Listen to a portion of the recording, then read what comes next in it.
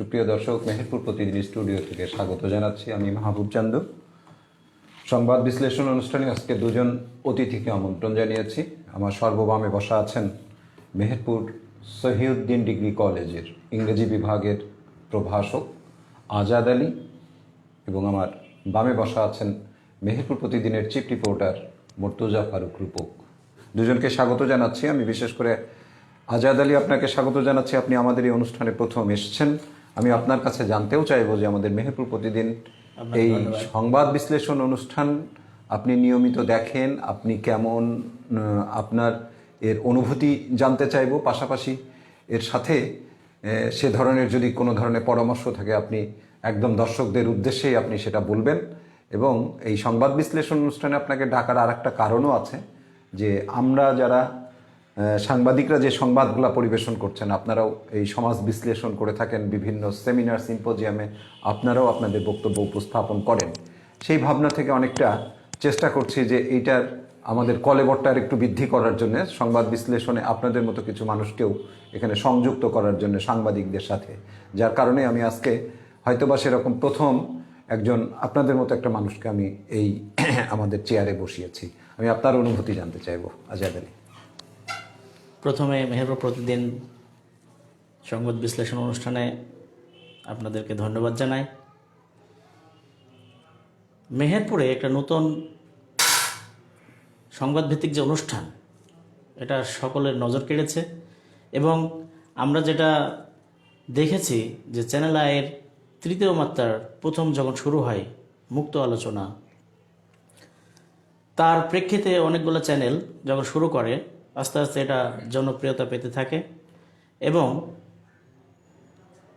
প্রতিটা মানুষের একসময় ধারণা আসে যে এই জিনিসটা আমরা যদি, এই অনুষ্ঠান যদি আমরা দেখি তাহলে অনেক কিছু জানা যাবে বাংলাদেশ সম্পর্কে বা বিশ্ব সম্পর্কে বা বিভিন্ন বিষয় সম্পর্কে। সেখানে একসময় জনপ্রিয়তা তুঙ্গে যায়নি, কিন্তু পরবর্তী পর্যায়ে স্টেজ বাই স্টেজে অন্যান্য চ্যানেলগুলো যখন শুরু করে তখন একটা জনগণের মাঝে এগুলা জনসমর্থন পেতে থাকে এবং একসময় জনপ্রিয় অনুষ্ঠান হিসাবে এখন মানুষের কাছে সেই সমস্ত অনুষ্ঠানগুলা এক পর্যায়ে এসে মানুষ এখন দেখা শুরু করছে।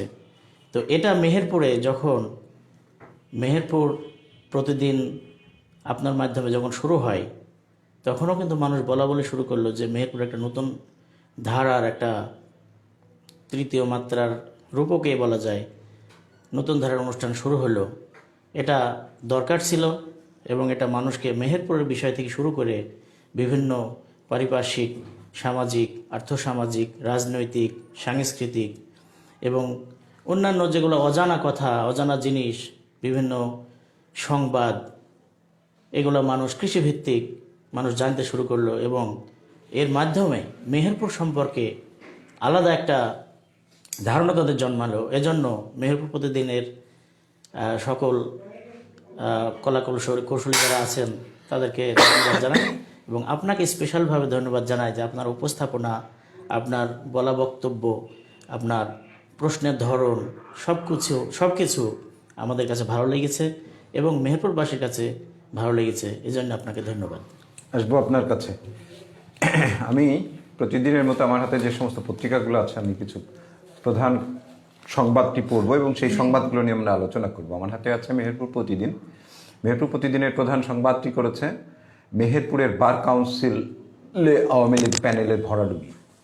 মিয়াজান আলী সভাপতি, ফরিদুদ্দিন সাধারণ সম্পাদক। গতকালকে এই নির্বাচনটি হয়েছে।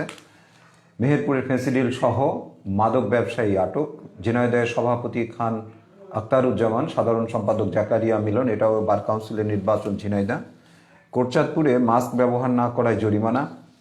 তামাক কোম্পানির প্রলোভনে যুব সমাজ। মেহেরপুরে করোনায় একজন আক্রান্ত। সুপ্রিম কোর্টের বিচারপতি এস.এম. আতাউল হাকিমের মুজিবনগর পরিদর্শন। গাজীপুর সীমান্তে মদ ও গরু মোটাতাজাকরণ ঔষধ উদ্ধার। মেহেরপুরের ট্রাভেল অব বাংলাদেশের ৪র্থ প্রতিষ্ঠাবার্ষিকী পালন। কোটচাঁদপুরে গাঁজাসহ আটক ৩। মেহেরপুরে কুইজ প্রতিযোগিতা অনুষ্ঠিত। ঝিনাইদহে বিনামূল্যে ডায়াবেটিস পরীক্ষা ও চক্ষু সেবা ক্যাম্প অনুষ্ঠিত। আমার হাতে আছে মাথাভাঙা। দৈনিক মাথাভাঙার প্রধান সংবাদটি করেছে চুয়াডাঙ্গা সহ 25টি পৌরসভায় আওয়ামী লীগের প্রার্থীর চূড়ান্ত আজ। প্রধানমন্ত্রী শেখ হাসিনার সভাপতিত্বে বসছে মনোনয়ন বোর্ডের বৈঠক। আওয়ামী লীগ ও সমমননা প্যানেলভুক্ত সভাপতি সম্পাদক সহ 11 পদে বিজয়ী আওয়ামী ও সমমনা প্যানেলভুক্ত। আচ্ছা, এটা হচ্ছে কোথাকার? জেলা আইনজীবী সমিতি, এটা হচ্ছে চুয়াডাঙ্গা। কুয়েতে আবারও 20,000 বাংলাদেশির বৈধতার সুযোগ। গাঁজা ও ফেন্সিডিল সহ 2 মাদক ব্যবসায়ী গ্রেপ্তার। স্বতন্ত্র প্রার্থী সভাপতি, বিএনপির সম্পাদক সহ 13 প্রার্থী বিজয়ী। এটা মেহেরপুরের খবর। ঝিনাইদহ আইনজীবী পরিষদের নির্বাচনে আওয়ামী লীগ সমর্থিত প্যানেল বিজয়ী। চুয়াডাঙ্গায় সাহিত্য পরিষদের 43 বছর উৎসব অনুষ্ঠিত। 43 বর্ষপূর্তি। করোনায় আক্রান্ত হয়ে মেহেরপুরে হার্ডওয়্যার ব্যবসায়ীর মৃত্যু। আমার হাতে আছে সময়ের সমীকরণ। সময়ের সমীকরণের প্রধান সংবাদটি হচ্ছে 30 বছর ভোটে অংশ নেবে না জামাত। এটি একটি জামাত ইসলামী বাংলাদেশ যে সংগঠন, তাকে নিয়ে একটি সংবাদ। পৌর নির্বাচনে ধানের শীষ পাচ্ছেন কে? এটা একটি স্থানীয় নির্বাচনের সংবাদ। প্রণোদনা ও প্যাকেজের অর্ধেকও পাননি ক্ষতিগ্রস্তরা। 1,21,000 কোটি টাকার মধ্যে 66,665 কোটি বিতরণ হয়নি। ভালোবাসায় সিক্ত হয়ে ম্যারাডোনার শেষ বিদায়। নবায়নবিহীন ক্লিনিকের কার্যক্রম তদন্তের নির্দেশ। ঝিনাইদহে 170টি এবং 169টি ক্লিনিকের নেই লাইসেন্স। দেশে 20 জনের মৃত্যু, নতুন শনাক্ত 2273। এটি গতকালকের নিউজ। সাহিত্য সুসমাজ গঠনে গুরুত্বপূর্ণ ভূমিকা পালন করে। আমি মুর্তজা ফারুক রূপকের কাছে আসব। গতকালকে আমাদের মেহেরপুর বার কাউন্সিলের নির্বাচন হচ্ছে। আওয়ামী লীগ প্যানেলের ভরাডুবি প্রথম সংবাদ মেহেরপুর প্রতিদিনের। আপনি নির্বাচনের ইয়েতে ছিলেন, কারণ কি? যাদের সাথে কথা বললেন, আওয়ামী লীগ এবং বিএনপি সরাসরি 2টা প্যানেলের নির্বাচন, এবং স্বতন্ত্র প্রার্থী হিসাবে একজনই দাঁড়িয়েছিলেন সভাপতি, তিনিই বিজয়ী হয়েছেন। কিভাবে দেখছেন এই মিটিং? আসলে যিনি স্বতন্ত্র প্রার্থী বিজয়ী হয়েছেন, আমি প্রথমে যেটা বলবো সেটা বার কাউন্সিল, যেটা আইনজীবী সমিতি, সেটা তো একদম পেশাজীবী একটা সংগঠন। সেখানে আওয়ামী লীগের ভরাডুবি বিষয়টা মানে আপনার ওই রাজনীতির হিসাবে দেখার কোনো সুযোগ নেই, যে দলীয় রাজনীতি মেহেরপুরে যেটা চলছে আর কি, আওয়ামী লীগ, বিএনপি, জামাত, অন্যান্য সংগঠন। তো এক্ষেত্রে মেহেরপুরের আইনজীবীদের বিএনপি যারা পন্থী আছে তাদের পাল্লা একটু ভারী। সেজন্য গতবারও একই অবস্থা হয়েছে, বিএনপি প্যানেল জিতেছিল, বিজন সাহেব উনি সভাপতি হয়েছিলেন। আর যিনি সভাপতি নির্বাচিত হয়েছেন স্বতন্ত্র প্যানেলে, উনি তো সাবেক জেলা আওয়ামী লীগের সাধারণ সম্পাদক ছিলেন, জেলা পরিষদের চেয়ারম্যানের দায়িত্বে ছিলেন, গুরুত্বপূর্ণ আওয়ামী লীগের সাথে সংযুক্ত। শুধু নির্বাচনের ক্ষেত্রে উনি একটা প্যানেল বেছে নিয়েছেন, সেটা আপনার স্বতন্ত্র হিসেবে, সেটা একমাত্র স্বতন্ত্র প্রার্থী ছিলেন। হয়তো ওনার এটা ব্যক্তিগত উদ্যোগে কিংবা কোনো প্যানেলে হয়তো যেতে পারেনি কিংবা পোষায়নি তার, সেই কারণেই উনি এখানে গেছেন এবং সেখান থেকেই কিন্তু উনি সভাপতি নির্বাচিত হয়েছেন। আমার দৃষ্টি থেকে, আমার ব্যক্তিগত দৃষ্টি থেকে এটা আমি দেখবো যে এখানে আওয়ামী লীগের বিজয় হয়েছে, কারণ উনি আওয়ামী লীগপন্থী একজন। তো সেই হিসেবে যদিও এটা খাতারভাবে হয়তো স্বতন্ত্র প্রার্থী, যেটা আইনজীবী সমিতির থেকে বলা হবে, পরিষদ থেকে, তাহলে কি ওনাদের যে প্যানেল নির্বাচন করা হয়েছিল সেখানে তাহলে ত্রুটি ছিল? না, সেখানে কোনো ত্রুটি নেই। আমি বলছি আপনাকে, এখন মনে করেন যে বিএনপি প্যানেলে 13 জন প্রার্থী বিজয়ী হয়েছে, আওয়ামী লীগ থেকে হচ্ছে একজন, এবং স্বতন্ত্র হয়েছে সভাপতি একজন, সহসভাপতি একজন আওয়ামী লীগ এবং সভাপতি একজন আওয়ামী লীগ, বাকি 13 জনই হচ্ছে বিএনপি। এখানে আপনি বিএনপি জেতার কারণটা কি? আপনি পাশে আপনি চুয়াডাঙ্গা দেখেন, ওইখানে কিন্তু আওয়ামী লীগের বিজয়। ঝিনাইদহ দেখেন, ওখানেও কিন্তু আওয়ামী লীগের বিজয়। মেহেরপুরে আওয়ামী লীগ জিততে পারেনি কেন? এই যে এখানে ভোট তো 126টা মাত্র, এই 126 জন যারা আছে আইনজীবী, যারা এই সমিতির সাথে সংযুক্ত, যারা ভোটার, যারা সদস্য, তারা বিএনপি পন্থী। এটা হতেই পারে স্বাভাবিক। 126 জনের বিষয় গোটা আওয়ামী লীগকে দেখলে তো হবে না। আমি এখানে এটাই বলবো যে সেখানে হয়তো আরো কোনো সদস্য নতুন যখন অ্যাড হবে, আরো ভবিষ্যতে আসবে, এখন বর্তমান পরিস্থিতি না, আমি ওটা বলছি না। আমি বলছি যেটা যে দুইটা প্যানেলের দুইটা নামকরণ আছে। যে আছে আওয়ামী লীগের ইয়ে হচ্ছে এইখান থেকে আওয়ামী লীগের যে ভরাডুবি, এই কথাটা মানে না মানার কোনো সুযোগ নেই। আপনার কথা ঠিক আছে, আওয়ামী লীগের ভরাডুবি হয়েছে, একজন জিতেছে এতগুলো এর ভিতরে 11 জন প্রার্থীর ভিতরে।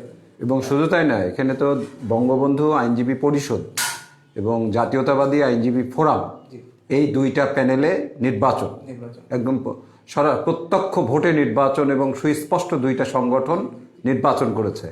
এবং সেখানে 15টা পদে প্রতিদ্বন্দ্বিতা, 15টা পদের বিপরীতে আওয়ামী লীগের যে প্যানেল সেখানে 11 জন ছিল, 11 জন আর ওখানে 15 জন, এই হলো 26 জন, আর একজন হচ্ছে স্বতন্ত্র। এই 27 জন প্রতিদ্বন্দ্বিতা করেছে। 27 জন প্রতিদ্বন্দ্বিতায় সেখানে 11 জনের মধ্যে একজন জিতেছে, আর তাদের 15 জনের মধ্যে তারা 13 জন জিতেছে, তাই তো? আর একজন স্বতন্ত্র প্রার্থী। এই হচ্ছে রেজাল্ট। সেখানে আমি আপনি যেটা দেখব, তাদের অভ্যন্তরীণ বিষয়ে কি আছে না আছে দেখার দরকার নেই। মিয়াজান আলী উনি আওয়ামী লীগ করেন, এটা ঠিক আছে, কিন্তু উনি আওয়ামী লীগের প্যানেলে কেন থাকলেন না, এই দায় যেমন মিয়াজান সাহেবের আছে, ঠিক তেমনি প্যানেল যারা করেছে তাদেরও আছে। তাহলে তাদের এখানে আমরা যখন দেখবো যে তাদের দ্বিধাবিভক্ত একটা প্যানেল তৈরি হলো, ঠিক আছে, তাহলে সেখানে তাদের প্যানেল তৈরিতে অবশ্যই দ্বিধাবিভক্তি ছিল। এই হেরে যাওয়ার পিছনে এটা একটা কারণ হতে পারে, আমি এটা বলছি। আসবো আপনার কাছে। এই আজাদ, জনাব আজাদ, আপনি জানেন যে আমাদের এই করোনা পেন্ডামিককে, সারা পৃথিবীর যে করোনা পেন্ডামিক, সেখানে বাংলাদেশও একটা দ্বিতীয় ঢেউ মোকাবেলার জন্য প্রস্তুতি নিচ্ছে।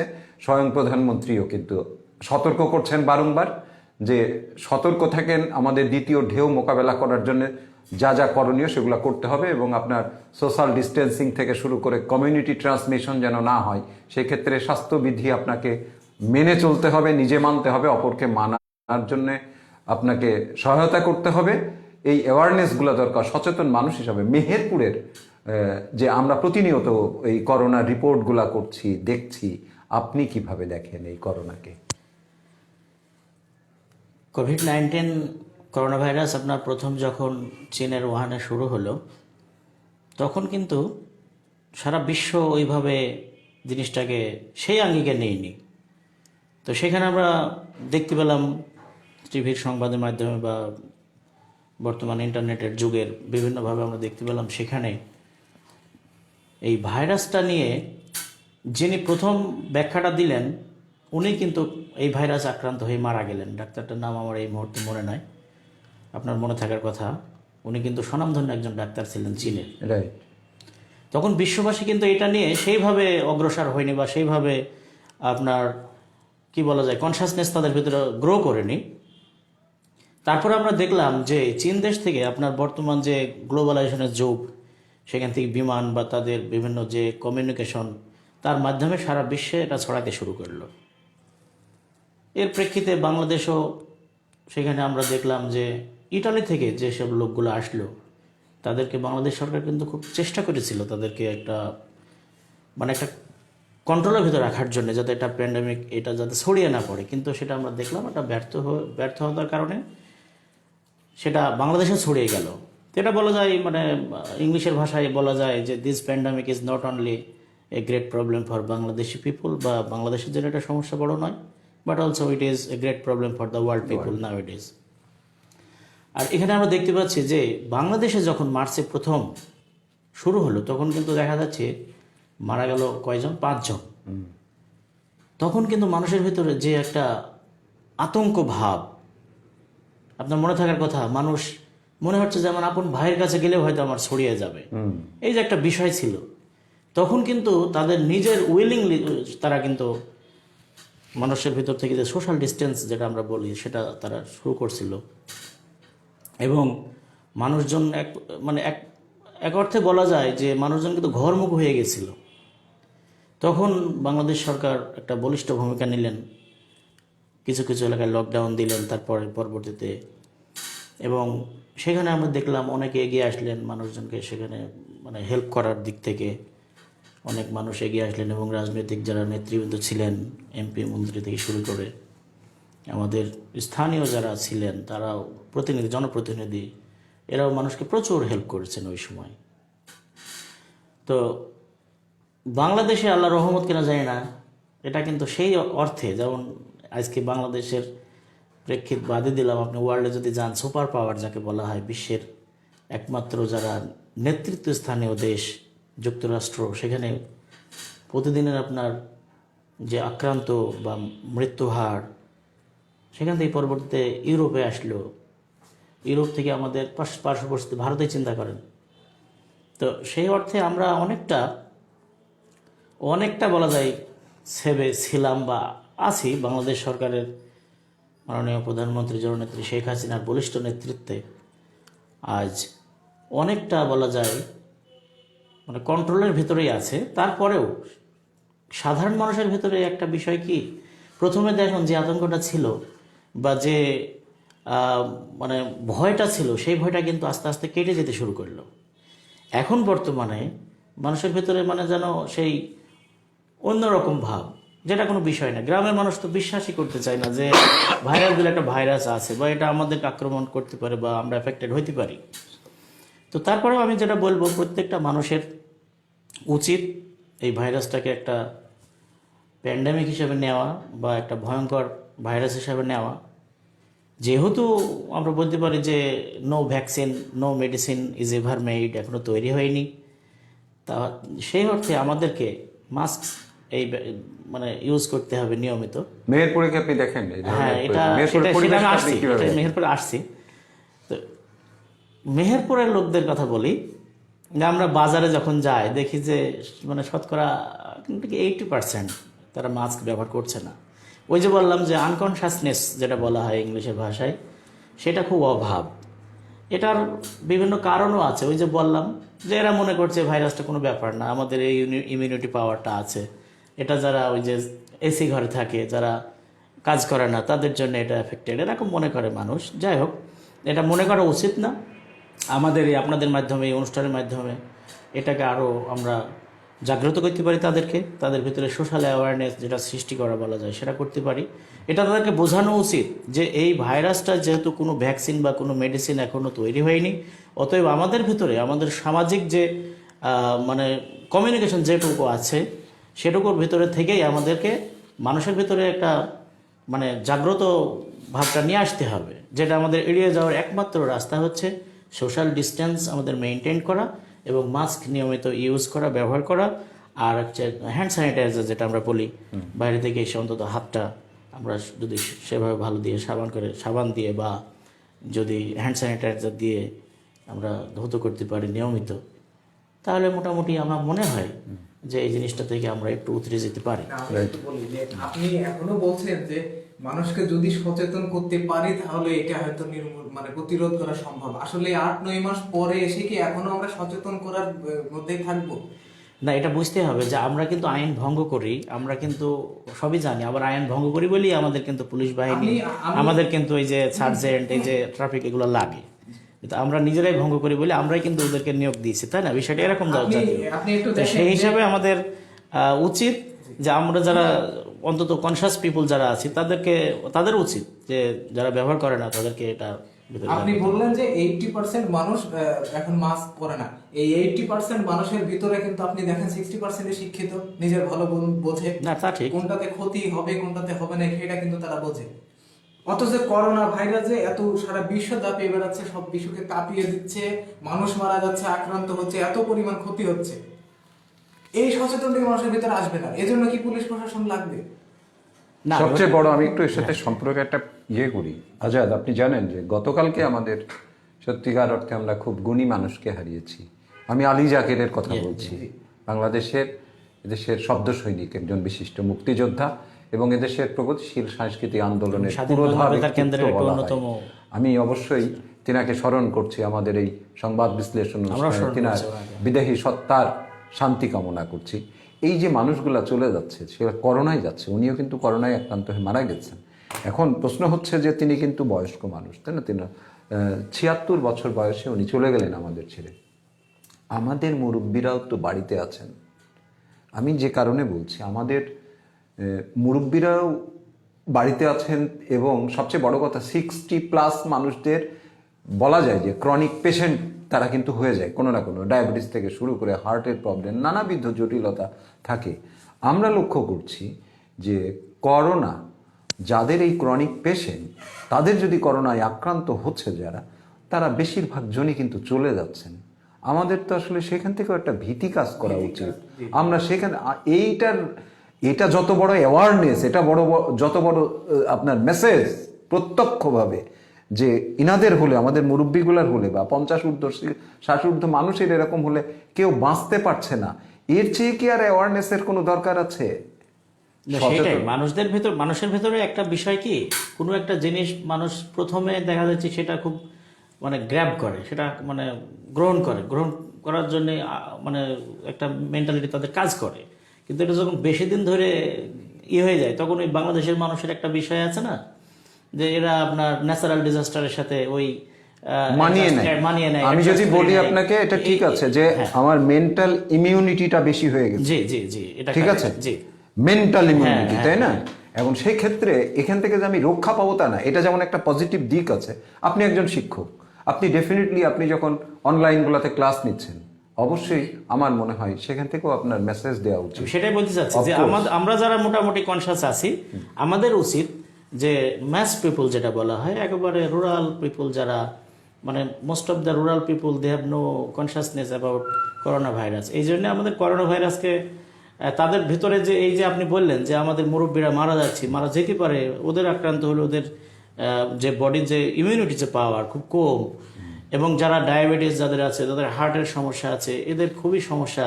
এই বিষয়গুলো মানে আরো আমরা এটাকে ধাবিত করতে পারি, এটা আমি বলতে চাচ্ছি। তাছাড়া তো এটা তো অবশ্যই সিরিয়াস। মর্তুজা ফারুক রূপক, তামাক কোম্পানির প্রলোভনে যুব সমাজ, ঘটনাটা কি বলেন? এটা আমি যদি আমার এলাকা দিয়ে বলি, এখন কিন্তু তামাক চাষ করার বেশ তোড়জোড় সময়। জমি তামাকের বীজ বপন করা হচ্ছে চারা উৎপাদনের জন্য, জমি তৈরি করা হচ্ছে তামাক চাষ করার জন্য। এইটা করার জন্য আপনার যে তামাক বিআইটিসি কোম্পানি আছেন এবং ঢাকা টোবাকো আছে, যে যার আন্ডারে আর কি, চাষিদেরকে দিচ্ছে বিভিন্ন সুযোগ সুবিধা। আপনার টাকা নেই, তামাক চাষ করবেন, আপনাকে টাকা দেওয়া হবে, সুযোগ দেওয়া হবে। তামাক চাষ করতে কি লাগবে? আপনার জমি থাকলে হবে। প্রয়োজনে জমি লিজ নেওয়ার জন্য দেওয়া হচ্ছে টাকা। চাষার মানে বীজ বপন থেকে শুরু করে একবারে নেওয়া পর্যন্ত, তামাকটা চাষির কাছ থেকে তুলে নেওয়া পর্যন্ত সব দায়িত্ব কিন্তু ওরা তদারকি করে। মাঝখান থেকে চাষিদেরকে একটু পরিশ্রম করতে হয়। এগুলো হলে কিন্তু পা দিচ্ছে যুব সমাজ, পা দিচ্ছে ভালো ভালো চাষিরা পা দিচ্ছে। মানে এক কথায় যারা এর পিছনে একটা কারণ আছে কিন্তু, যে চাষিরাও পা দিচ্ছে, যুব সমাজরা পা দিচ্ছে। এখন অনেক বেকার যুবক যারা আছে তারা কিন্তু করছে কি, আমার এলাকায় যেটা হচ্ছে, শুধু আমার এলাকায় না, গোটা মেহেরপুর জেলাতেও হচ্ছে, এটা মেহেরপুরের বাইরেও, কয়েকজন বন্ধু মিলে জমি লিজ নিয়ে তামাকের চাষ করছে। এটা কারণ কি, তামাকের চাষ করার পরে ওরা একটা কাজ হয়, সেখানে টাকাটা হয়তো একবারে পায়। অন্যান্য চাষের ক্ষেত্রে হয়তো সেটা নাও পেতে পারে, কিংবা রিস্কি থাকতে পারে একটা। এবং সুযোগ সুবিধা যেহেতু একজন বহন করছে, সব দিচ্ছেই, এই যে প্রলোভনে পড়ছে, কিন্তু চাষটা বেড়েই চলেছে। আপনি দেখেন সরকারের 2040 সাল নাগাদ যে একটা তামাক যে বন্ধ হবে, তামাক নিধন হবে, তামাক জাত দ্রব্যের একটা সহনীয় পর্যায়ে আসবে, কিংবা একেবারে বন্ধ হয়ে যাবে, একটা উদ্যোগ যে ছিল, এটা কিন্তু বাস্তবায়ন হচ্ছে না। আপনি যত তার উপর কর বৃদ্ধি করছেন তামাক কোম্পানির উপরে, তত কিন্তু চাহিদা কিন্তু বাড়ছে। সিগারেট বিক্রি কমেনি, জর্দা বিক্রি কমেনি, তামাকজাত দ্রব্য সবকিছুই কিন্তু স্বাভাবিকভাবেই চলছে, বিক্রি কোনো কিছুই কমেনি, সবাই কিন্তু কিনছে। ঠিকই, যুব সমাজ থেকে শুরু করে সকলেই কিন্তু ধ্বংস হচ্ছে। ইদানিংকালে শুনছি যে বিভিন্ন কোম্পানি সিগারেটের ব্যাপারে কিছু প্রণোদনাও দিচ্ছে দোকানদারদের প্রণোদনা। যেমন আপনি এক প্যাকেট সিগারেট কিনলেন, ওরা বলা হচ্ছে যে প্যাকেট ফেরত, 2টা সিগারেট তোমাকে দেওয়া হবে, প্যাকেট ফেরত দিলে, কিংবা একটা সিগারেট দেওয়া হবে, কিংবা কোনো প্যাকেটে কুপন দেওয়া হচ্ছে। এগুলো কি সরকার ব্যবস্থা নিচ্ছে না? এবং আরো বলা হচ্ছে শিক্ষা প্রতিষ্ঠানের আশেপাশে 18 বছরের নিচে ছেলেপেলেদের তামাকজাত দ্রব্য বিক্রি করা যাবে না। কোথাও মানা হচ্ছে এই কথাগুলো? কোনো জায়গাতেই কিন্তু মানা হচ্ছে না। ওপেন চলছে, শিক্ষা প্রতিষ্ঠানের পাশে হয় রেস্টুরেন্ট, নাই কোনো ফাস্টফুডের দোকান, নাই কোনো মুদিখানার দোকান, নাই এমনকি লাইব্রেরিতেও পর্যন্ত সিগারেট বিক্রি করা হচ্ছে। রাইট। আজাদ, আপনার কাছে যদি আমি এই বিষয়টা জানতে চাই, আপনি দেখেন এভাবে যদি আমি বলি যে আসলে আমাদের বেশিরভাগ মাদক দ্রব্যাদিগুলো আসে আমাদের পার্শ্বের রাষ্ট্র, নো ডাউট অ্যাবাউট ইট। যে তাহলে কি আসলে আমাদের সীমান্তের অতন্দ্র প্রহরী হিসেবে যারা আছেন তিনাদের ব্যর্থতা আছে এগুলা ঢোকার ক্ষেত্রে, তাই নয় কি? আমরা বারবার করে কিন্তু সে ধরনের দেখি, অনেক সময় পরিত্যক্ত মাদক কিন্তু আমরা সেখান থেকে উদ্ধার হতে দেখি, অথচ কে নিয়ে আসলো, কে ব্যবসার সাথে জড়িত, আমরা খুব বেশি এগুলা নিয়ে করি না। এর সাথে যুক্ত হচ্ছে ওপেন একটা খুবই স্মার্ট নেশা, যেটাকে আমরা বলছি তামাক বা পান, জর্দা। এটা ওপেন খেতে পারে সকলে, তাই না? কিন্তু এটা একটা ঘাতক, মারাত্মক ঘাতক। সেই ক্ষেত্রে যখন এই প্রণোদনাগুলো দেওয়া হচ্ছে, সরকার তো ইচ্ছা করলে এটার একটা কর বৃদ্ধি করে ক্রয় ক্ষমতার জায়গাটা অনেক করতে পারে, সংকুচিত করতে পারে। যে একটা সিগারেটের স্টিক যদি আসলে 20 টাকা দাম হয় বা 15 টাকা দাম হয়, তখন অন্তত ক্রেতার সংখ্যাটা কমে যেতে পারে, তাই না?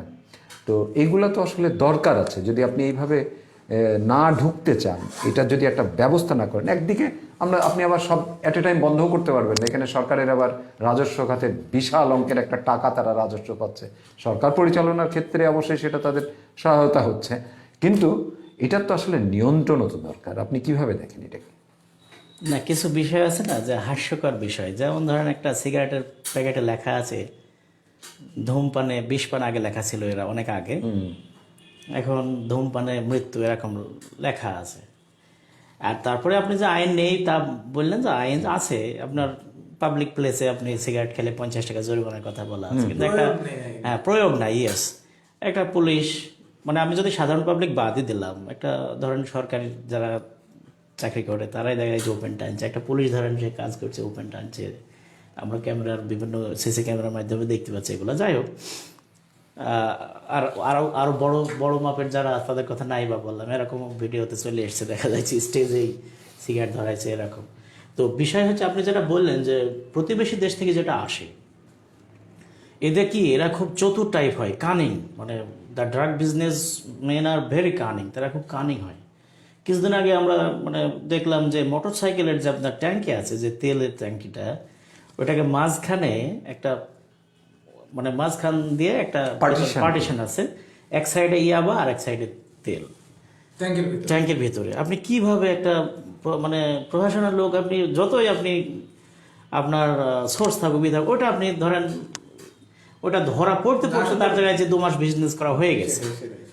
তারপরে কিছুদিন আগে দেখলাম এক মুরব্বী, অনেকটা বয়স 55-60 হবে এরকম, তার পেটের ভিতরে ধরেন ইয়াবা বাহির করছে, চেকিংয়ে মেশিনে তাকে পাওয়া গেছে। এই যে একে ধরেন একটা টোটাল যে ঢোকাচ্ছে সেই সোর্স ছাড়া আপনার জানা মুশকিল, তাই না? জুতার ওই যে জুতার নিচে আপনার চলে আসছে। সেদিন একটা মহিলার দেখলাম যে বোরখার সাথে এমনভাবে মানে সেলাই করা আছে, বোঝাই বা মুশকিল। আর একটা মেয়েকে আপনি যখন তখন সার্চ করবেন, দেখেন সমস্যার ব্যাপারে আছে। এই জন্যে আপনার আইন শৃঙ্খলা বাহিনী যে একেবারে কাজ করছে না তা না, এটা ধরছে অবশ্য ঠিক আছে। আর এই নেশা যারা করে, আপনার যে তামাকের কথা বললেন, এটা কিন্তু আপনার প্রাথমিক স্টেজ, প্রাইমারি স্টেজ কিন্তু সিগারেট, এখান থেকে তারা বিভিন্ন রকম ড্রাগসে যায়। তো কিছু কিছু ড্রাগস ইদানিং আপনার আমরা যেটা শুনতে পাই, যেগুলো খুব দুর্লভ হয়ে যাচ্ছে, যেগুলো যেমন হিরোইন, হয়তো আসলে হিরোইনটা পাচ্ছে না, এরা কিন্তু অপশন খুঁজতেছে, মানে যেটা অ্যাভেলেবল পাওয়া যায়। তো ইয়াবাটা ধরেন অ্যাভেলেবল পাওয়া যাচ্ছে না, নতুন একটা আঠা জাতীয়, ওই যে জুতার আঠা জাতীয় শুনলাম যেগুলো নাকি মিশে টেশে করে এরকম। তো এটা তো অ্যাকচুয়ালি এটা সমাজকে নষ্ট করে, মানে ড্রাগস মানে সমাজকে করে করে খায়। আজকে একটা যে ফ্যামিলিতে একটা ছেলে আপনার ড্রাগ অ্যাডিক্টেড, সেই ফ্যামিলিটা আপনার কখনোই শান্তিতে থাকতে পারে না। মানে সমস্ত পরিবারের সদস্যরা যে কি জর্জরিত, আমরা তো আপনি দেখেন আমাদের সমাজে তো আমরা দেখি, ইভেন এমনও পেপারে আমরা দেখি যে নেশার টাকা মার কাছ থেকে পায়নি, সেই গর্ভধারিণী মাকে খুন পর্যন্ত করছে। এবং একটা নেশাখোর ছেলে আমি যখন ইউনিভার্সিটি ছাত্র ছিলাম, আমার ইউনিভার্সিটিতে মানে আমার খুব কাছ থেকে দেখা আমাদের এক মানে বন্ধু, নাম বলবো না, ব্রিলিয়ান্ট ছাত্র, ব্রিলিয়ান্ট, সে অ্যাডিক্টেড হয়ে আজকে শেষ। আমাদের মেহেরপুরেরই আমাদের বড় ভাইরা দেখেছি যে এই কারণেই শেষ অনেকেই। তো যাই হোক, এটা আমাদের প্রথমত পারিবারিকভাবে একটা শাসনের ব্যাপার আছে, সামাজিকভাবে শাসনের ব্যাপার আছে, তারপরে আপনার আইন শৃঙ্খলা বাহিনীর সেটা আলাদা কথা। কিন্তু এটা সামাজিকভাবে একটা মানে সোশ্যাল কনসিয়াসনেসটা আপনাকে রেইজ করতে হবে, জাগিয়ে তুলতে হবে। যদি শুধু এটা তো আমরা সেই করতে অর্থে পারি- আপনাকে একটু সম্পূরক কথা বলি, সেটা হলো এই যে যুব সমাজকে যে আমরা যে দায়টা দিচ্ছি, পরিবারকে যে দায়টা দিচ্ছি, আপনি ওদেরকে কোথায় অভিভাবক হিসেবে আপনার বাচ্চাকে আপনি কোথায় প্রোভাইড করবেন? আপনার না আছে কোনো কালচারাল ওরিয়েন্টেডের কোনো জায়গা, না আছে আপনার ক্রীড়াঙ্গনের কোনো জায়গা, না আছে আপনার সুকুমার বৃত্তি চর্চার কোনো জায়গা। আপনি যদি সেই ধরনের জায়গাগুলা আপনি যদি না দিতে পারেন, তাদের সেই ফ্যাসিলিটিসগুলো যদি আপনি না দিতে পারেন, আপনি কিভাবে তাদেরকে, আপনি তো একটা অ্যান্ড্রয়েড মোবাইল কিনে দিয়ে বরঞ্চ নিশ্চিন্ত হয়েছেন যে অন্তত আর যাই হোক বাসার সামনে বাড়িতে আছে, অ্যান্ড্রয়েড মোবাইলটা নিয়ে আছে। এতে করে তো আপনার ওই সন্তান তো আসলে সে বিপথে যাওয়ার তো আরও শক্তিশালী মাধ্যম আপনি ব্যবহার করতে দিয়েছেন তাকে। আপনি মোটরসাইকেল কিনে দিয়েছেন, তার লাইসেন্স নাই, সে দুর্বার গতিতে গাড়ি চালাচ্ছে, অ্যাক্সিডেন্ট করছে, কোনো পরিবার সর্বশান্ত হয়ে গেল একমাত্র সন্তানকে হারিয়ে, তাই না? এইরকম তো আমরা দেখছি। তাহলে সামাজিকভাবে ওই যে যুব সমাজটার যে ক্ষতিগ্রস্ততা আমরা দেখাচ্ছি, সেগুলোর পিছনে আজকে টোটাল ব্যবস্থাও তো দায়ী। আমার মেহেরপুরের আপনি ক্রীড়াঙ্গনের কথা বলেন, ক্রীড়াঙ্গনের কি অবস্থা? কোনো টুর্নামেন্ট দেখেন নাকি? দেখেন না। এখানে সাংস্কৃতিক ওরিয়েন্টেডের কি এমন আমরা কর্মসূচিগুলো দেখি, তাহলে সেটাও তো দায়ী, তাই না? আমরা আসবো, না না, অবশ্যই আপনার কথা কারেক্ট, আপনার কথা আমরা আসবো। সীমান্তবর্তী এলাকা দিয়ে তো নানান কিছু আসছে, মাদক সহ নানান কিছু, সেটা তো আমরা কথা বলছি। গরু মোটা তাজাকরণ, যেটা বিফ ফ্যাটনিং প্রজেক্ট, এইটা খুব গুরুত্বপূর্ণ। আমাদের প্রান্তিক লেভেলের চাষিরা এই কাজটা করে থাকেন, এই গরু মোটা তাজাকরণের কাজটা। এটা যাদের জমি নাই, অন্তত এই পশু সম্পদ এইটাকে ক্রয় বিক্রয়ের মধ্যে দিয়ে তারাও একটা জীবিকা নির্বাহ করেন। সেই গরু মোটা তাজাকরণের যে সমস্ত ঔষধ ব্যবহার করা হয় গরুর ক্ষেত্রে, সেই গরুটা যখন জবাই হয়ে মাংসটা তো আমরাই খাই, সকলেই খাই, তাই না? সেখানে স্বাস্থ্যহানি হচ্ছে। তো এই গরু মোটা তাজাকরণের ম্যাক্সিমাম ওষুধ আবার আসছে বাইরের থেকে, আপনার যদি কোনো অবজারভেশন থাকে। ইন্ডিয়ান পার্শ্ববর্তী ইন্ডিয়া থেকে আসছে। আমি এটা আপনার ব্যাপক হারে ধরা পড়ে কোনো একটা সিজনে, যেমন মনে করেন যদি কোরবানির ঈদের সময়। আর সর্বপ্রথমে আমি যেটা বলবো সেটা এখন বর্তমানে যেসব গরুর খামারিরা আছেন তারা কিন্তু এই ধরনের কেমিক্যাল ব্যবহার থেকে বিরত থাকছে। প্রশাসনিক তৎপরতাই বলেন আর নিজস্ব সচেতনতাই বলেন, এই কেমিক্যালের ব্যবহারটা কিন্তু এখন কম। এই কেমিক্যালের ব্যবহার হচ্ছে যারা একটা দুইটা তিনটা এরকম গরু পোষে পারিবারিক ভাবে, এই তারা মনে করেন কোন অনুষ্ঠানের আগে, ঈদ হোক, কোরবানির ঈদ হোক, কিংবা বড় কোনো ধরনের ধর্মীয় বলেন আর যে সামাজিক যে কোনো অনুষ্ঠানের আগে এই গরুকে একটু স্বাস্থ্যবান করার জন্য এটা কিন্তু ব্যবহার করা হচ্ছে। আর এইটা আসছে আমাদের পার্শ্ববর্তী ইন্ডিয়া থেকে, পার্শ্ববর্তী দেশ ইন্ডিয়া থেকে। এই মাদকের মতোই কিন্তু এটা চলে আসছে ভ্যাকসিন, ওটা ভ্যাকসিন বলেন, ট্যাবলেট বলেন, বেশিরভাগই ট্যাবলেট আকারে আসছেন। এটা আমরা মাঝে মাঝে দেখতেও পাই, বিজেপির কাছে ধরা পড়ছে।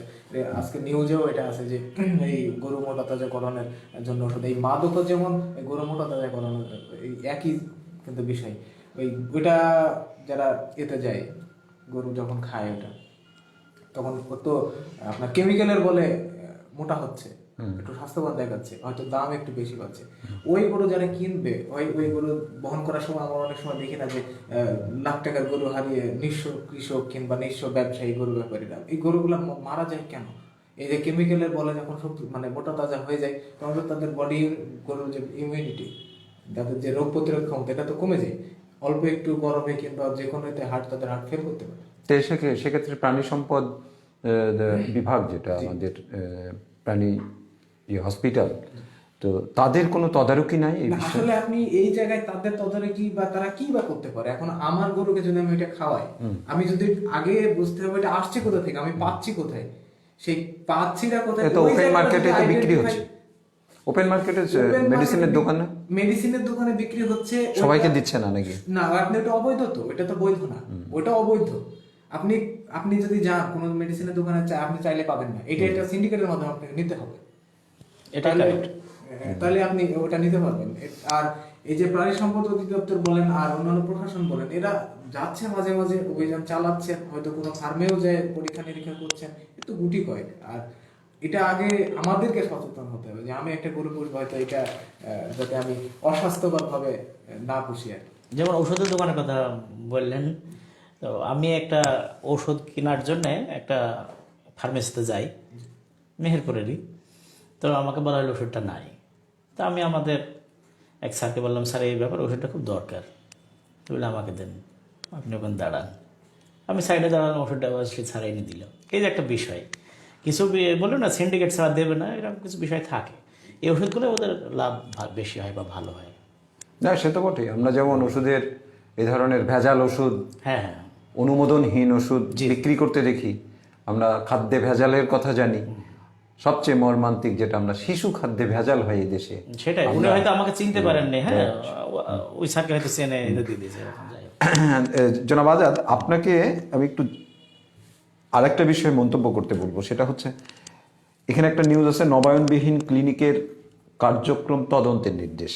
আপনি শুনেছেন কি না? এই যে সাম্প্রতিক সময়ে বাংলাদেশের প্রত্যেক জায়গাতেই, মানে একদম উপজেলা লেভেল পর্যন্ত চিঠি আসছে যে যারা স্বাস্থ্য বিভাগের বিভিন্ন ক্লিনিক, ল্যাব বা যে সমস্ত ডায়াগনস্টিক সেন্টারগুলো আছে, তাদের লাইসেন্স যার আছে নবায়ন বা কার নাই, এই ধরনের একটা তদন্ত রিপোর্ট জমা দিতে বলছে। মেহেরপুরেও সেই আঙ্গিকে এটার তদন্ত চলছে, বা তদন্তের একটা প্রক্রিয়ার যে সময়টা দিয়েছিল তারা ইয়ে করেছে।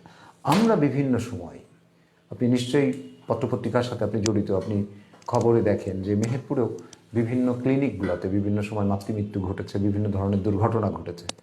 সেখানে সিভিল সার্জন অফিস ইয়ে করেছে, তদন্ত কমিটি করেছে। তদন্ত কমিটি আজ পর্যন্ত দেখলাম না যে কোনো ধরনের কোনো ক্লিনিক, কোনো ডায়াগনস্টিক সেন্টার তার কৃতকর্মের জন্যে কোনো একটা ব্যবস্থা নিয়েছে স্বাস্থ্য বিভাগ। একই সাথে এটাও বলবো, বেসরকারিভাবে তারা যেমন তারা যেমন ব্যবসা করছে, সত্যিকার অর্থে দায়িত্বও তো পালন করছে। নচেত আপনি মেহেরপুর সরকারি হসপিটাল, গাংনী হসপিটাল বা মুজিবনগর হসপিটাল বা ইউনিয়ন পরিষদের যে সমস্ত স্বাস্থ্য বিভাগ সেন্টারগুলো আছে, এটা ছাড়া তো সরকারি কোনো ইয়ে নাই, তাই না? সেক্ষেত্রে আমার মেহেরপুরে 45 জন ডাক্তারের পদ খালি, তাই না? তাহলে বিভিন্ন জায়গা থেকে ডাক্তার এসে ওই সমস্ত বেসরকারি প্রতিষ্ঠানগুলোতে কাজ করছে। সামগ্রিকভাবে স্বাস্থ্য খাতের এটাকে আপনার মূল্যায়নটা কি? মূল্যায়ন, আমাদের হেলথ ইজ ওয়েলথ একটা কথা আছে, প্রবাদ বাক্য আছে। সেই বিষয়টা হচ্ছে যে যে জাতি স্বাস্থ্যগতভাবে উন্নত, সেই জাতি এমনি বিভিন্ন দিক থেকে ডেভেলপ করে। তো বিশ্বের বিভিন্ন দেশগুলায়, যে আমরা উন্নত দেশগুলাই বলছি, তাদের শিক্ষা স্বাস্থ্যটা কিন্তু এটা খুব উন্নত মানের। তো বাংলাদেশে বিষয়টা কি, আমার একটা বিষয় মনে হয় যে যে কোনো বিষয়ে নির্দেশ দিতে হবে কেন? আপনাকে তো ওই দায়িত্ব দেওয়া হয়েছে, তাই না?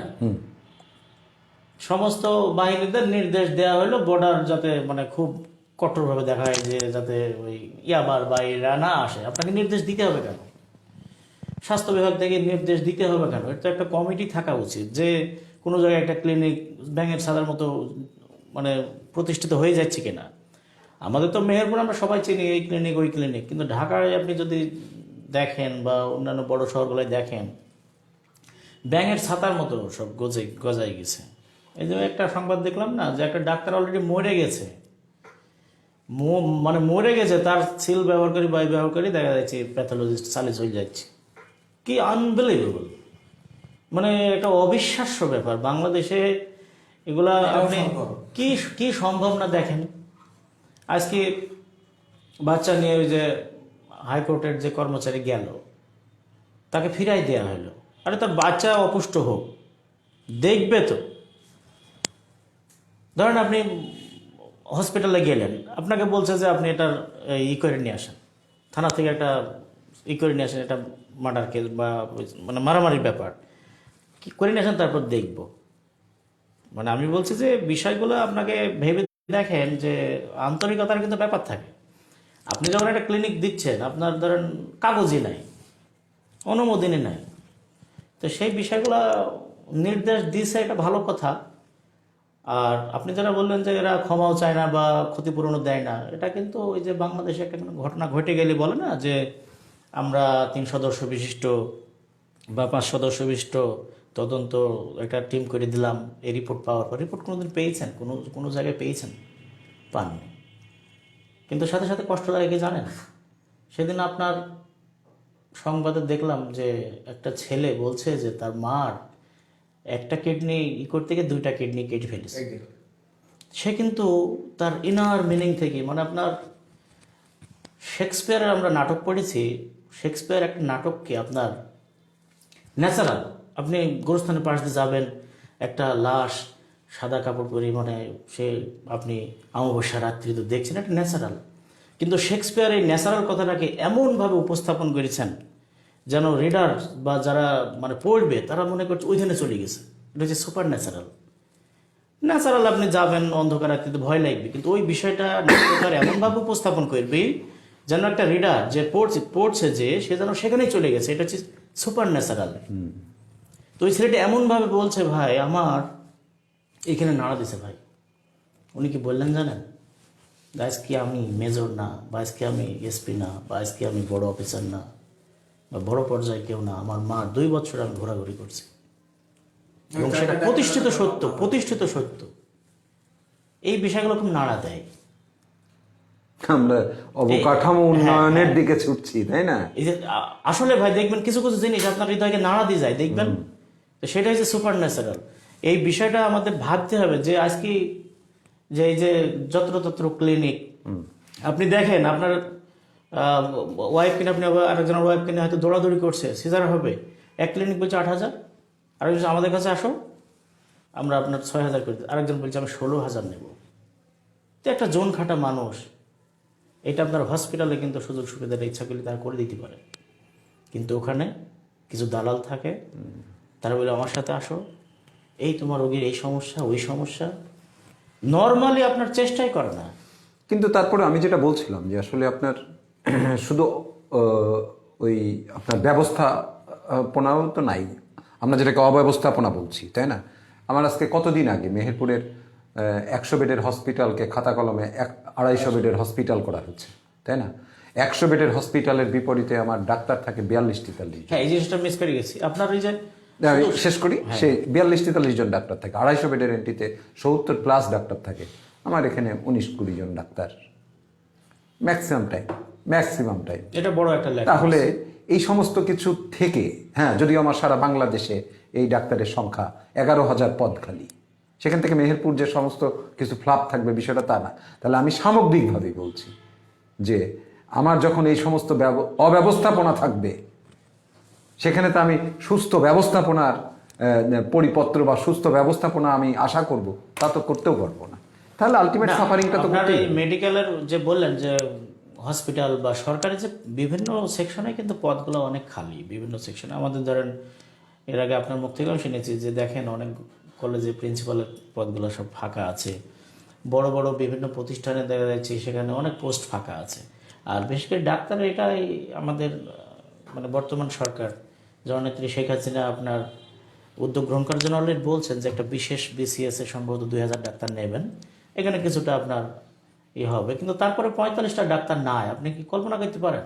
11,000 বিপরীতে 2,000+ ডাক্তার নিবে। আমরা মাঝে মাঝে যে জরুরি বিভাগে দেখি যে অ্যাসিস্ট্যান্ট বসে আছে, সেই দেখা যাচ্ছে চালাই যাচ্ছে এরকম। তার একটা খারাপ লাগে কি জানেন, প্রধানমন্ত্রী আমাদের জননেত্রী শেখ হাসিনার অনেক অবদান, বঙ্গবন্ধুর কন্যা, আমরা ওনার কাছ থেকে অনেক কিছু আশা করি। তো দেখবেন একটা ভিক্ষুকও বলে নেত্রীর কাছে বা জননেত্রী শেখ হাসিনার কাছে আমার এই আবদার, অন্য কারোর উপর আস্থা নাই। উনি আস্থার প্রতীক, আমরা মানে চাই উনি আরো অনেকদিন বেঁচে থাকুক। বিষয় যেটা বলছে লাস্ট, যে উনি দেখেন বলছেন যে ডাক্তার নিয়োগের সাথে সাথে এদেরকে গ্রামে যেতে হবে, যাচ্ছে বলেন কোনো জায়গায় যেন বেঁধে যাচ্ছে, এটা আমি বুঝি না। মানে what's the main cause behind it, এটা আমি বুঝি না। কোনো জায়গায় বেঁধে যাচ্ছে, কোন জায়গায় এটা আটকে যাচ্ছে। একটা ডাক্তার যে আজকে নিয়োগ পাবে, সে 2 বছর যেতে বাধ্য একটা গ্রামে। এইভাবে যদি হয়ে থাকে, তাহলে ধরেন আমার যে মানে ইউনিয়ন পর্যায়ে যে সকল মিনি ক্লিনিকগুলো আছে, মানে সেখানে কিন্তু ডাক্তার নাই, অ্যাসিস্ট্যান্টই চলছে। এটা কিন্তু ঠিক না। আজকে প্রধানমন্ত্রীর কথা এড়িয়ে যাচ্ছে কে, সেটা দেখবে কে? রাইট, অবশ্যই এই ব্যাপারে সংশ্লিষ্ট বিভাগ ব্যবস্থা নেবে। আমি প্রণোদনা প্যাকেজের অর্ধেকও পাননি ক্ষতিগ্রস্তরা। আপনি জানেন যে প্রাইম মিনিস্টারের ঘোষণা ছিল করোনাকালীন সময়ে যারা ক্ষুদ্র উদ্যোক্তা, ব্যবসাদার, প্রান্তিক মানুষের বিশেষ করে এই প্রণোদনা প্যাকেজের 4% ইন্টারেস্টের বিপরীতে তাদেরকে লোন দেওয়া। আমার ব্যাংকগুলো সেই লোনগুলো দিতে পারছে না। পাশাপাশি ব্যাংক কর্মকর্তারা আবার বলছেন যাদেরকে আবার এটা দেওয়া হবে তাদের কাছ থেকে এটা রিটার্ন যদি না হয় তার লাইবিলিটিসটা হচ্ছে তাদের। এই যে একটা বিপরীতমুখী একটা ব্যবস্থা, ঠিক আছে? কেন? তিনি তো দিতেই চান, তিনি দেখে শুনে দিলেন। এমনও শোনা গেছে, এমনও তথ্য জানি যে লোন আদায় হয়নি, ওনার রিটায়ারমেন্টে টাকা আটকিয়ে সেই লোনের টাকা কার্টেল করে তেনাকে রিটায়ারমেন্টে টাকা দিতে হয়েছে। আপনি এই যে প্যাকেজের লোন পাচ্ছে না উদ্যোক্তারা, আপনার অবজারভেশনটি? আমি একটা বলি যে প্রথমে কোনো ব্যাংক যদি মনে করেন আমি যদি আপনার কাছ থেকে টাকা ধার নিই, সেটা যদি আমি না দিতে পারি, আপনি তো কোনো না কোনো ভাবে সেটা আদায় করে নেবেন। সেটা ঠিক আছে, ব্যাংকের সে যেভাবে পারে তার গ্রাহকদের কাছ থেকে টাকাটা আদায় করে সে যেহেতু দিয়েছে। এখন প্রশ্ন হচ্ছে যে কেন দিচ্ছে না, পাচ্ছে না? এখন 21টা প্যাকেজের মানে প্রধানমন্ত্রীর ঘোষণা অনুযায়ী আমাদের সৌদি আজম ভাই যখন বললেন যে আসলে প্রধানমন্ত্রী চাচ্ছে সবকিছু দেশকে এগিয়ে নেওয়ার জন্য সব পরিকল্পনা কিন্তু তিনি করছেন এবং সেই মতো আমার কাজ করছেন। বাকি ওনার যে হ্যান্ডসগুলো উইংসগুলো আছে ওইগুলোর ব্যর্থতার কারণে বিভিন্ন সংস্থা বলেন, বিভিন্ন সরকারি দপ্তর বলেন, মন্ত্রণালয় তাদের ব্যর্থতার কারণে কিন্তু আজকে পিছিয়ে পড়ছেন। যেমন অক্টোবর পর্যন্ত ছিল যে 1,21,000 কোটি টাকার ঋণ 21টি প্যাকেজে ভাগ করে এটা দেওয়া হবে, অক্টোবর পর্যন্ত তার মেয়াদ ছিল। কিন্তু আপনি দেখেন 66,000 সামথিং কোটি টাকা দিতেই পারেনি, মেয়াদ কিন্তু শেষ। কেন দিতে পারেনি? কিছু কারণ আছে, যেমন কিছু কারণ যে আপনার ব্যাংকের ব্যর্থতা, আস্থাহীনতা যাদেরকে দেবে, তারপরে আছে আপনার মন্ত্রণালয়ের ব্যর্থতা আছে, সংশ্লিষ্ট যে সংস্থা যে দায়িত্বে আছে তাদের ব্যর্থতা আছে। প্রধানমন্ত্রী ঘোষণা দিয়েছে, তার উদ্যোগ নিয়েছে এবং শেষ এটা বাস্তবায়ন করার জন্য সর্বোচ্চ ব্যবস্থা নেওয়ারও নির্দেশ দিয়েছেন। কিন্তু যাদেরকে নির্দেশ দেওয়া হয়েছে তারা কতটুকু দায়িত্ব পালন করেছে? অর্ধেকেরও টাকা দিতে পারেনি, কিন্তু বেশিরভাগ টাকা এখনো পর্যন্ত পড়ে আছে। ব্যাংক বলছে যে আমরা টাকা যদি কাউকে দিই তাহলে সেটা আমরা উঠাইতে পারবো কিনা, এইটা নিয়ে একটা দ্বিধাদ্বন্দ্ব আছে। মন্ত্রণালয় এই বিষয়ে উদ্যোগ নিচ্ছেন না, সংস্থা যারা আছে তারাও আসলে খালি প্রধানমন্ত্রীর যে ঘোষণা এটা খালি বাস্তবায়ন হবে না কেন? কাদেরকে দিবে টাকাটা? যারা পাওয়ার যোগ্য তাদেরকে দেওয়ার ব্যবস্থা করা হোক, এটা দেখার জন্য মাঠ পর্যায়ে সরকারি ভাবে বলেন হোক, বেসরকারি ভাবে হোক, লোক নিয়োগ করা হোক এবং ব্যাংক যাদেরকে ঋণ দেবে তাদেরকে ভালোভাবে ভেরিফাই করে দেখা হোক আসলে পাওয়ার যোগ্য কিনা, তারা দিতে পারবে কিনা এবং সঠিক জায়গায় টাকাটা যাচ্ছে কিনা। এই ধরনের কিছু মানুষকে যদি টাকা দেওয়া হয় তাহলে তো এইখানে আর আপনার টাকা উঠানো নিয়ে কোনো ঝামেলা হবে না, কিংবা এবং সব মিলিয়ে সরকারের যে মানে ভবিষ্যতে পরিকল্পনা সেটাও বাস্তবায়িত হবে এবং যারা ঋণ সুবিধার আওতায় এসে নিজেকে স্বাবলম্বী করতে পারবে, যে করোনা পরিস্থিতির মুহূর্তে যারা অর্থনৈতিকভাবে দুর্বল হয়েছে তারাও নিজেকে নতুন করে সাজিয়ে নিতে পারবে। আচ্ছা, একটু জানতে চাইবো, আমরা একদম শেষ সময় চলে আসছি। শিক্ষকতা করছেন, শিক্ষা বিভাগের বর্তমান অবস্থা স্বল্প কথায় কেমন চলছে, কি অবস্থা? আমরা তো জানি করোনাকালীন সময়ে সবচেয়ে ক্ষতিগ্রস্ত শিক্ষা খাত, শিক্ষা বিভাগ। ছাত্রছাত্রীরা তো আসলে এক ধরনের কি বলবো যে অনেকটা দিক বিদিক শূন্য হয়ে গেছে, তাদের কোনো মানে লক্ষ্যভ্রষ্ট হয়ে গেছে। সাধারণ যে চলা তাদের যে রিদমটা ছিল আর কি, একটা ছাত্র জীবনের যে ধারাবাহিক একটা ইয়ের মধ্যে থাকা, রুটিনের মধ্যে থাকা, সেটা নাই। কেমন অবস্থা এখন? প্রথমে বলবো যে প্যান্ডেমিক করোনা ভাইরাস মানে এর কারণে এভরিথিং ইজ চেঞ্জিং, সব কিছুই পরিবর্তন হয়ে যাইতেছে। ইভেন মানে এবং সব কিছুর ভিতরে ইম্প্যাক্ট হচ্ছে, ইভেন আপনার শিক্ষা খাতে হয়েছে। তো শিক্ষাকে যেহেতু education is the backbone of a nation, এটা আমাদের মেনে নিতেই হয়। সেই জায়গায় আমাদের আঘাতটা বেশি হয়েছে। সব থেকে বিষয়টা কি যে আপনার এই যে কোমলমতি যে ছাত্রছাত্রীরা আপনার যে কলেজে বা হাই স্কুল বা প্রাইমারি যাই বলেন, সেখান থেকে যে 5-6 ঘন্টা তারা যে স্যারদের বা বন্ধুদের সাথে যে কথা বলে বা আনন্দ উল্লাস করে বা পড়াশোনার ভিতরে খেলাধুলা করে চলে আসতো বাড়িতে, সেখানে তারা তাদের যে জীবনের যে প্রস্ফুটিত দিকগুলা মানে সেগুলো ফুটে উঠতো বা তারা অগ্রসর হতো, সেই জিনিসটা স্টপ হয়ে গেছে হঠাৎ করে। কোনো জিনিস আপনার যদি হঠাৎ করে আপনাকে বাড়িতে বসে রাখা যায়, কোনো কাজ নাই, তাহলে কিন্তু আপনি এমনি মুটিয়ে যাবেন। প্রথম কথা হচ্ছে আপনার ব্রেনের উপর চাপ পড়বে, তারপরে তার অন্যান্য আনুষঙ্গিক কিছু বিষয় তার ভেতরে দেখা যাবে। তো এই বিষয়টা আমাদের মনে হয় যে শিক্ষা খাতের ব্যাপক একটা ক্ষতি হয়ে গেছে। এটা আমাদের শুধু বাংলাদেশেই হয়নি, সারা বিশ্বেরই হয়েছে। তো সেখান থেকে আমরা বর্তমানে আমরা কিছুটা পুষিয়ে নেওয়ার চেষ্টা করছি ক্লাস ওয়াইডই। আপনার ওই যে সাবজেক্ট ওয়াইজ অনলাইন ক্লাসের মাধ্যমে বলেন বা ভার্চুয়াল যে লেকচার তার মাধ্যমে বলি আমরা। কিন্তু এখানে কিছু বিষয় থাকে, বাংলাদেশের মতো একটা ডেভেলপমেন্ট কান্ট্রিতে আপনার এই যে অ্যান্ড্রয়েড ফোন কয়জনের কাছে আছে? আপনার রুরাল এলাকায় যেসব প্রাইমারি বা হাই স্কুলগুলো আছে সেখানে কিন্তু একটা ছাত্র আপনার ওই মোবাইল বা ল্যাপটপের সামনে বসে দেখবে এরকম কিন্তু ক্যাটাগরি হয়ে ওঠেনি। তারপরেও শহরে বাচ্চারা, তারপরেও সেখানে আপনার সেই মানের স্কুল কিন্তু তারা চালাচ্ছে, অন্যান্য রেস্টুরেন্ট চালাতে পারছে না। এই বিষয়গুলোর সত্ত্বেও সরকারও চেষ্টা করছে যে শিক্ষা খাতকে যাতে আরও এগিয়ে নেওয়া যায়। আমাদের শিক্ষামন্ত্রী চেষ্টা করছেন, সবাই চেষ্টা করছেন। তো আমার মনে হয় এটা শিক্ষা খাতে একটা বড় ক্ষতি হয়ে গেল। এটা পুষিয়ে নেওয়ার চেষ্টা আমি কিভাবে একদম হবে। সর্বশেষ মন্তব্য জানতে চাইবো, সেটা হচ্ছে সারা বিশ্বের কোটি কোটি ভক্তদের ভালোবাসায় সিক্ত হয়ে আমাদের ডিয়াগো মারাডোনা, ফুটবলের বরপুত্র বলি আমরা যাকে, শেষ বিদায় লক্ষ লক্ষ মানুষ আর্জেন্টাইনদের শেষ বিদায়ের ইয়েতে পুলিশকে হিমশিম খেতে হয়েছে, টিয়ারসেল পর্যন্ত নিক্ষেপ করতে হয়েছে। সেগুলোকে নিয়ন্ত্রণের প্রশ্নে ভাবা যায় যে মানুষটার ব্যক্তি জীবনের নানান বিতর্কিত চলাফেরা থাকা সত্ত্বেও সকল কিছুকে ছাপিয়ে Maradona is the great. Football এবং মারাডোনা যেখানে সমার্থক। ছোট্ট করে দিন মন্তব্য করেন, বিদায় মারাডোনা। ম্যারাডোনার খেলাটা 1986 সালের যে বিশ্বকাপ আমার দেখার সৌভাগ্য হয়নি, তখন আমাদের গ্রামেই টেলিভিশন ছিল না বা কারেন্ট ছিল না। যাই হোক, শুনছে যে আমাদের সিনিয়ররা আপনার রাধাকান্তপুর বলি গ্রামে দেখতে আসতো, একটা ক্লাবে টেলিভিশন ছিল। তো আমার 90 সালে দেখার সৌভাগ্য হয়েছিল। আমাদের আরেকটা পাড়াতে এক তুলা ভাই আমাদের রঙিন টিভি নিয়ে এসেছিল। তো ম্যারাডোনার খেলা সচক্ষে দেখার সৌভাগ্য আমার 90 সালে হয়েছে। এবং ফাইনালে যখন হেরে যায় আমরা কান্না করতে করতে বাড়ি আসি এরকম। আর 94 তখন আমি কলেজের ফাইনাল পরীক্ষার্থী, ইন্টারমিডিয়েট এইচএসসি। আমাদের মেসে আমরা টেলিভিশন ভাড়া করে নিয়ে এসেছিলাম, খুব খেয়াল আছে ভালো। উনি যেদিন ধরা পড়লো যে ডোপ টেস্টে, আমার ওই স্মৃতিটা মনে পড়ে যে একটা মেয়ে তাকে হাত ধরে নিয়ে গেল। তো ওখানে কষ্ট পেয়েছিলাম।